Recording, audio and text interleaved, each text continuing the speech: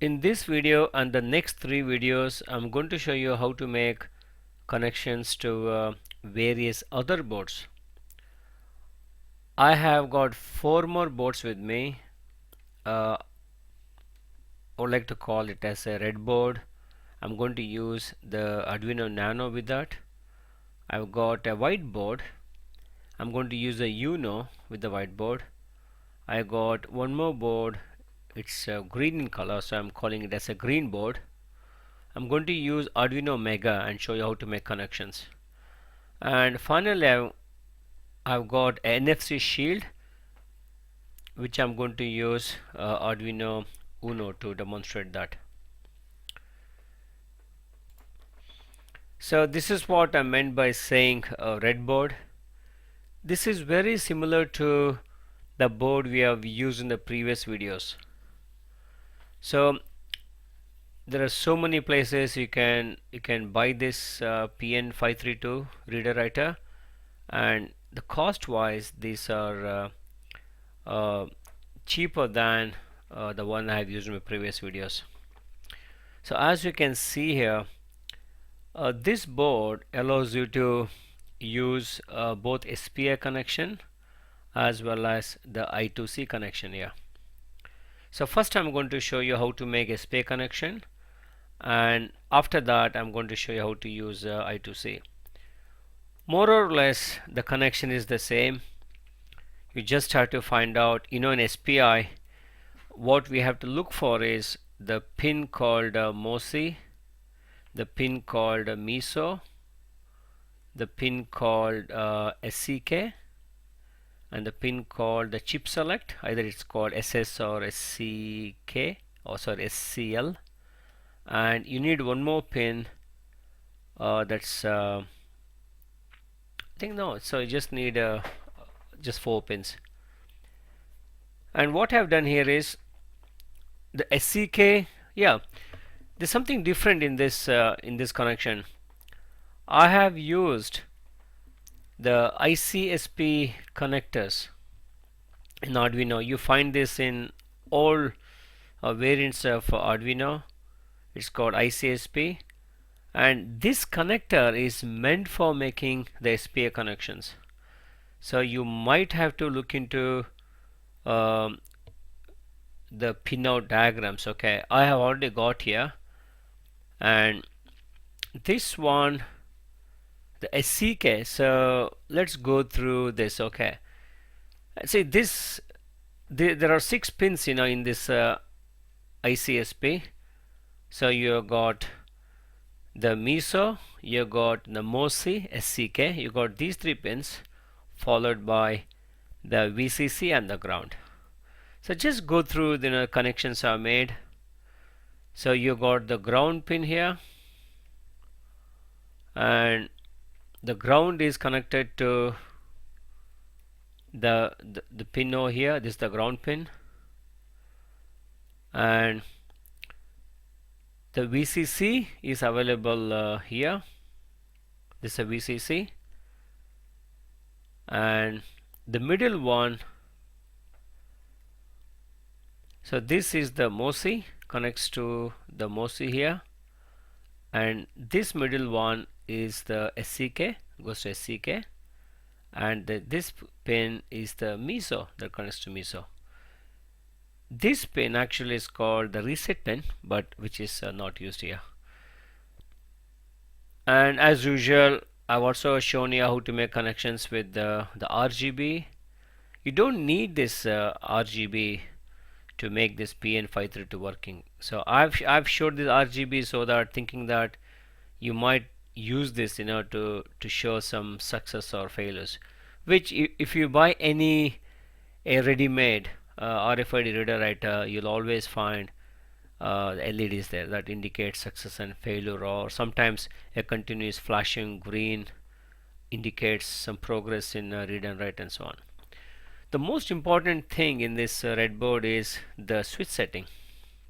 So we have already seen this switch setting in the previous videos, whereas the good thing about this board is there is a switch. You can manually change the switch. So you can use any sharp thing. I use I use one end of the connecting wires. So in order to do the SPA connection, you have to set the switch 1. So if you look at here, this bit, the switch 1 is set to 0 and switch 2 is set to 1. That's exactly what I did here. So I'm not shown properly here. I've just pulled out into a separate image here. As you can see here, this is the switch 1, which I have pulled it down, that is off, and the next one is the switch 2, which I pulled it up to get 1. So that will match what this board says, so 0 and 1. So that's all the connection you have to do. So next, as I did in my previous videos, I'm going to make connection exactly what you see here, and we will go to Arduino and see if we are able to recognize some of these tags. So I've already made this connection, and if you look at this Arduino Nano, the connections are made to the ICSP, so which is not very focused, but I'm sure you can make out what's happening here. And I've connected this RFID reader writer, and also has got the RGB. Okay, so now we have got the connection. Next we have to make sure that this connection works.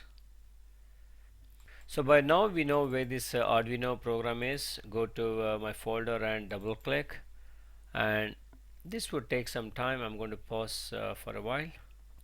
So as you can see here, this opens up with our previous program. This is a program in fact we wanted to play as well.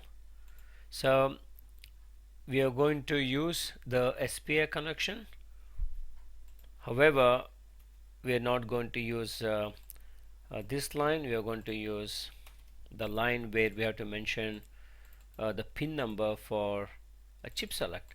Just like in my previous videos, I'm using the pin number 10 for chip select, and we are using all these predefined pins.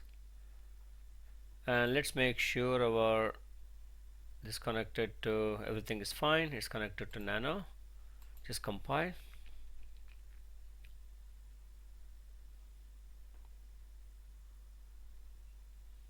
So I'm going to upload. Click on this button, upload, and you can see something is going on here. So let's see this output window. Yeah, if you see the, as I mentioned before, if you see this message firmware version 1.6, this confirms that our connection is correct, and the board is working as well. So as I did in my previous videos, I'm going to go through scanning all these various NFC tags. So this is 1K, it's fine. So I'm going to try the MiFi Classic 4K, that's also fine. Then try the ultralight, that's fine as well. And try the ultralight C. Okay, ultralight C, it's not able to recognize. So this is something I noticed as well. So this board somehow doesn't recognize ultralight C. The reason why ultralight C tag is interesting is ultralight C supports the 3DS authentication. So it's very interesting to look how this 3DS works. However, I just can't figure out why this thing, this breadboard doesn't recognize ultralight C. Whatever I do, neither this nor I've got a plastic one here. Let's try that. Even this doesn't recognize. I don't know whether it's something to do with the board or the antenna. So probably you have to keep in mind.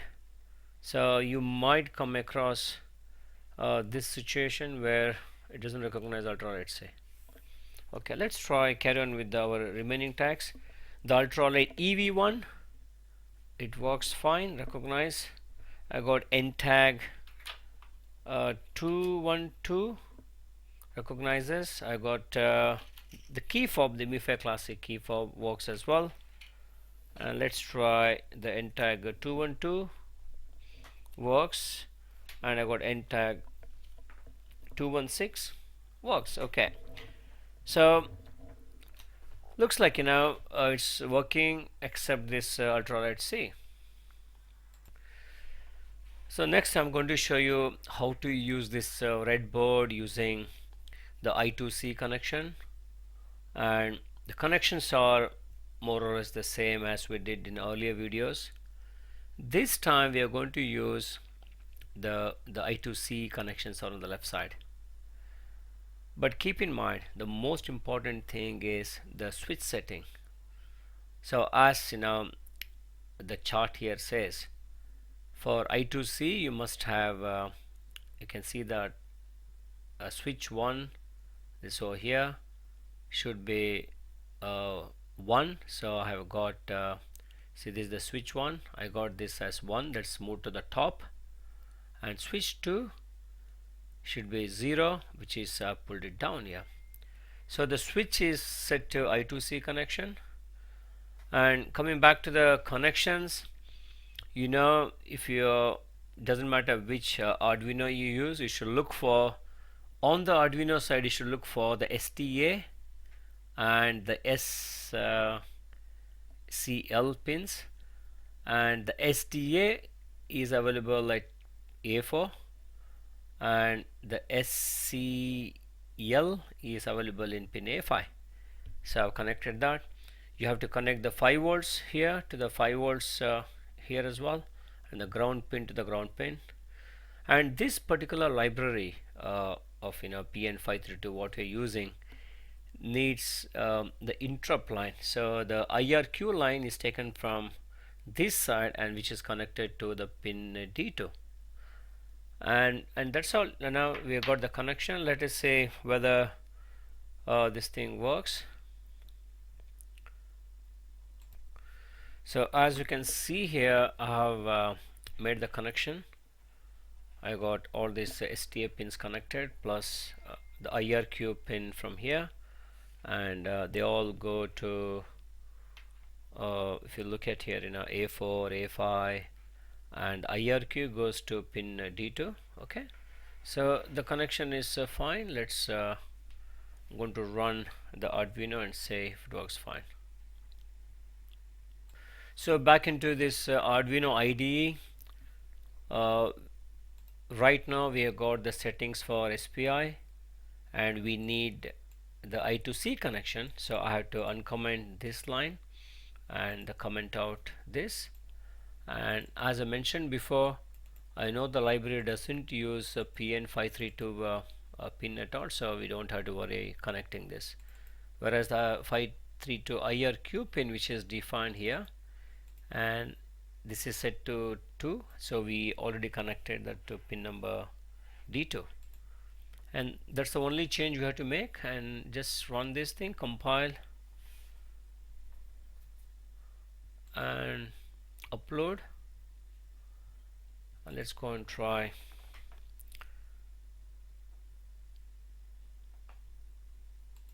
Okay, that's fine. So we got the message, looks like everything's working all right. But let's give it a try quickly, scanning all these standard tags. So 1K works, the 4K works, ultralight works. I'm not going to try going to try this key fob works, and ultralight C. Now even I2C doesn't work. So try this ntag 203. So 213 works as well. 213 is also a very popular tag. EV1 works, and Desfire. Oh, Desfire, let's check. Desfire, it's not working in this board, not recognizing, not right. Desfire works as well, it's recognized. That's fine. I'm happy that Desfire works. So ntag 216 works as well, and 212 works. Okay, so we have finished with the seeing if the red board works with both SPI and I2C.